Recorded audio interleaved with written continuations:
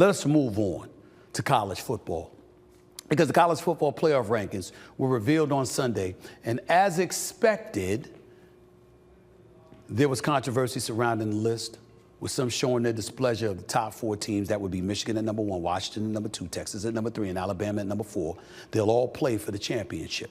Florida State and Georgia are slotted just outside the 4-team field in the 5th and 6th spots, even though Florida State was undefeated at 12-0. Look, if you're Florida State, let me say this to you, because it's incredibly important. It really, really is. I have to tell you this. Look at this right here. You see this? Michigan, first things first. Florida State, if you're going to complain about somebody, how come about not Michigan? None of these other teams were associated with a cheating scandal, sign stealing, and all of this other stuff. I'm not saying Michigan's guilty. I don't know. But the fact that they were associated with an investigation should have gave you cause to pause. It would be enough reason for the NCAA to omit them in years past, or for the College Football Playoff Committee to do that in the past. Why not now? Washington, we ain't debating that. Pac-12 last year, the Pac-12, look at the noise that they made. Texas did beat Alabama. We get all of that. They stomped Oklahoma State in the conference championship game. We get all of that. But let's talk about Alabama for a second. Did you know that Nick Saban is 11-1 in SEC title games? Did you know that? You should. Did you know that this man is the greatest coach in the history of college football? Did you know? Did you know? Did you know? Did you know that? Because you should. Not only that, the brothers won about 11 straight. Milroy all of a sudden looks like an all-world quarterback. And who did they beat to get there? To even have a chance, who did they have to beat? It happened to be a team who were the reigning, defending, 2-time national champions that hadn't lost a game in 2.5 years, and it won 29 straight. Georgia was the number 1 team in the nation. It wasn't Florida State. It wasn't Michigan. It wasn't Washington. It wasn't Texas. It was Georgia. And who knocked them off? Now, some people will sit up there and say, well, Stephen A., come on, man. Come on, man. It's not fair because, you know, Florida State, I mean, damn, they went undefeated. Yeah. But fair is a place where they judge pigs. It doesn't exist. And oh, by the way, just come over here with me for a second here, because I need you to pay attention to what I'm about to say. Florida State, I'm very, very sorry. To the players, to the coaches, you deserve it. Nobody's denying that.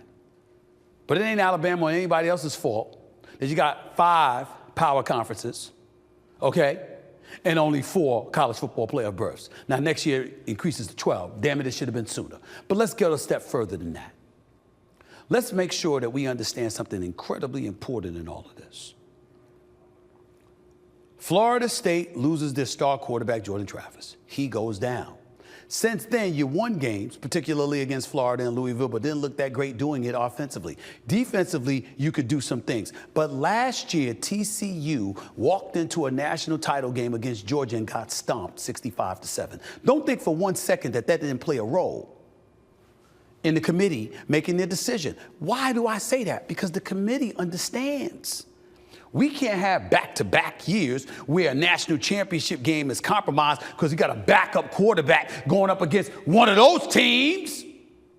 Where's that going to leave us? I'm sorry. We don't want to see that again. We want to see competition. We want to see 2 hellacious institutions and universities going up against one another. Could you imagine if Alabama ends up having to face Texas for the national title, with Texas scheduled to move to the SEC next year? Could you imagine? Could you imagine that? Lord, Lord, Lord. That's what we're talking about here. By the way, in the history of the college football playoffs, the SEC has never been left out.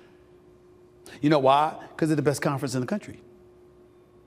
Florida State knew this even after Jordan Travis went down, just like Ohio State knew it in 2014 when J.T. Barrett went down and Cardale Jones had to step in. What did they do against Wisconsin? They won 59-0. 59-0. They enter the college football playoffs, and then they turn around, and lo and behold, they win the national championship. Y'all struggled against Florida. Y'all struggled against Louisville. Style points, style points, style points. It shouldn't be about style points. It's always about style points. In college, it's not about style points. In television, who do you think they put on television? Do you think they want to put on some boring team on national television? I'm talking about in any sport. It doesn't happen. See, what we don't want to face is that it all comes back to the money. You see, eyeballs equal ratings. Ratings equal revenue. Revenue equals a pot that a multitude of hands get stuck in or to stick their hands in. And as a result, coming up with plenty for themselves and enough to spread around. That's the real world. Florida State, Coach Norvell is sensational. He did a sensational job. Undefeated season, deserves all the props in the world. But I got news for you. Primetime Deion Sanders, in my opinion, who starred at Florida State, who wanted that job to begin with long before Jackson State ever came along and then ultimately Colorado. If primetime Deion Sanders had been undefeated, I promise you they wouldn't have left him out of the college football playoffs. You know why? Because sizzle matters. I don't make the rules, ladies and gentlemen.